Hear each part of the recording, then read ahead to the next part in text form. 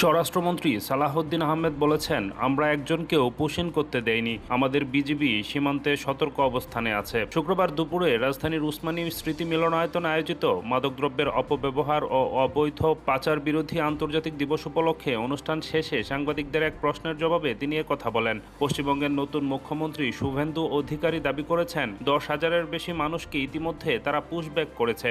এ বিষয়ে জানতে চাইলে স্বরাষ্ট্রমন্ত্রী সাংবাদিকদের বলেন, একজনকেও পুশিন করতে দেয়নি। আমাদের বিজিবি সতর্ক অবস্থানে আছে।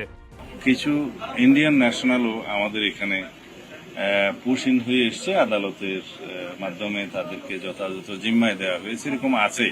তো এটা বর্ডার ইস্যুটা দুই দেশের মধ্যে সবসময় একই রকম অবস্থায় থাকে তেমন নয়।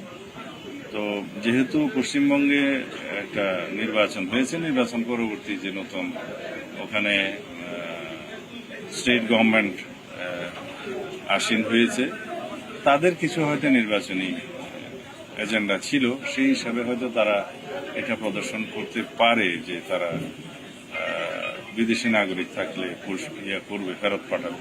বাট এই প্রক্রিয়াটা যথাযথ নয়, যে কাউকে ধরে বর্ডারে পুশিন করিয়ে দেওয়া, এটা যথাযথ প্রক্রিয়া নয়। যদি সেরকম কোনো নাগরিক আমাদের থাকে সেই দেশে, তাদের তালিকা করে পররাষ্ট্র মন্ত্রণালয়ের মাধ্যমে পাঠাতে পারে।